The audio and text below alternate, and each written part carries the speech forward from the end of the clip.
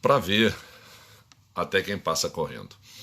Talvez fosse interessante a gente iniciar aqui uma outra pequena série de 2 ou 3 vídeos falando sobre a Bíblia.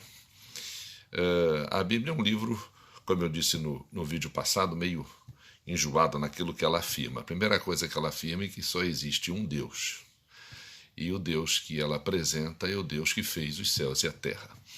É claro que a gente pode fazer uma concessão e dizer que existem outros deuses, mas do iluminismo para cá, com a prevalência da razão, não é? Vai ficar difícil a gente provar a existência de diversos deuses, se bem que a Bíblia não se preocupa com a prova da existência de Deus. Ela já começa dizendo, no princípio, criou Deus. E veja bem, o modo como Deus criou pode ser exatamente esse como a ciência está descobrindo que foi, porque a Bíblia, a função dela também não é pormenorizar a receita do bolo, não é? A maneira como a natureza está aí, isso é papel exatamente da ciência. O papel da Bíblia é outro. O papel é estabelecer as bases da relação de Deus com o homem. Evidentemente, se a Bíblia diz que Deus criou o homem à sua imagem e semelhança, a Bíblia supõe uma relação íntima com esse mesmo homem.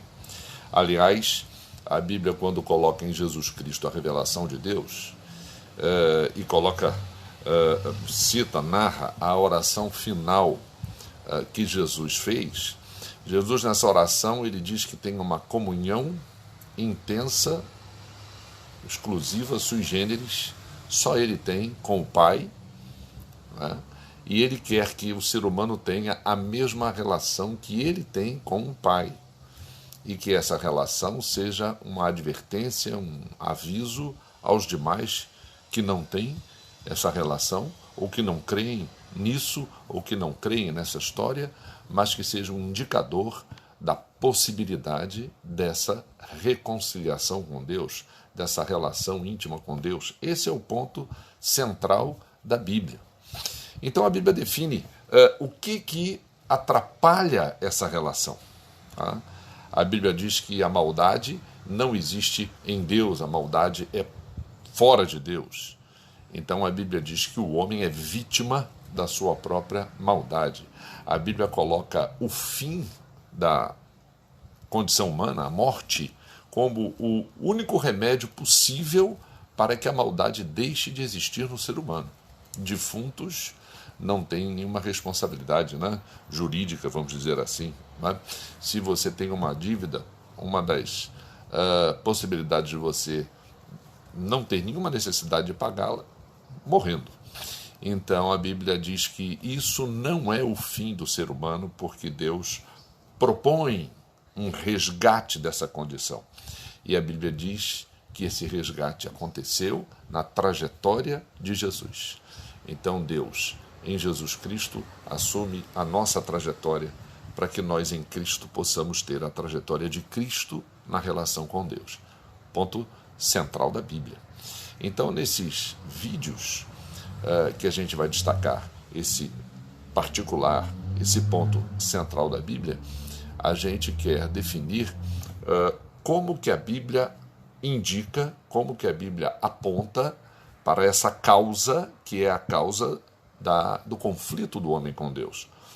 O que na condição humana afasta o homem de Deus.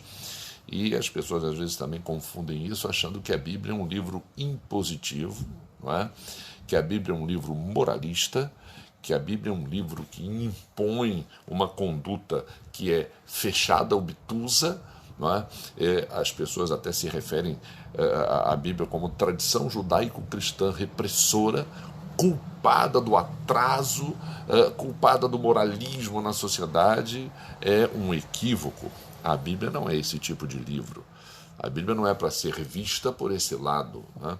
Mesmo porque a Bíblia é o primeiro livro que sabe que o não, ele não adianta para o ser humano, né? Aliás, a Bíblia coloca que o conflito do homem com Deus surgiu exatamente quando Deus disse um não e o homem disse o contrário do não, né?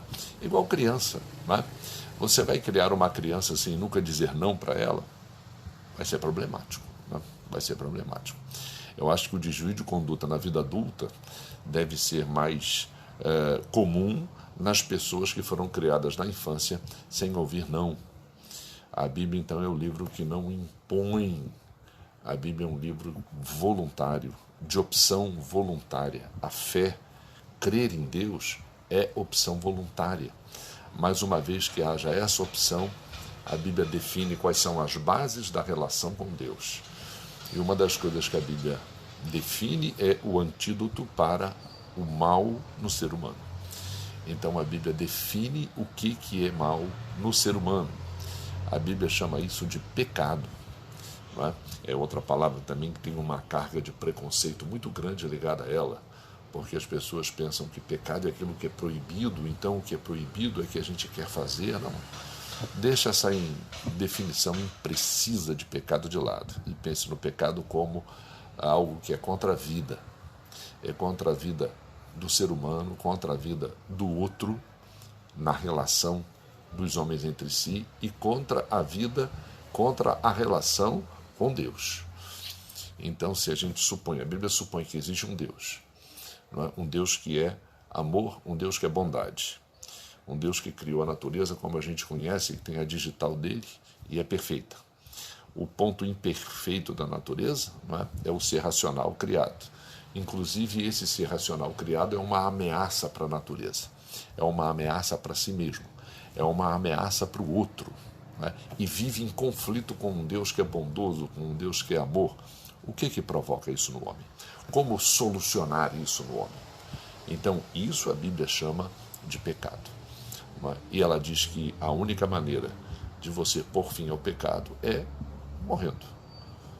O defunto é uma pessoa 100% confiável. Você pode confiar a ela os seus segredos, né? E você pode colocá-lo dentro da sua casa empalhado, né?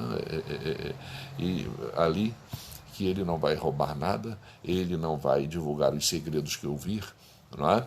Então, a Bíblia diz que para isso existe um resgate dessa condição.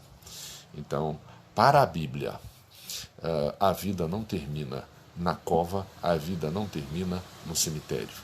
A Bíblia estabelece um princípio de restauração, um princípio de recuperação dessa condição humana falível. E é sobre isso que a gente quer falar nos próximos vídeos. Talvez mais um, talvez mais dois. Muito obrigado.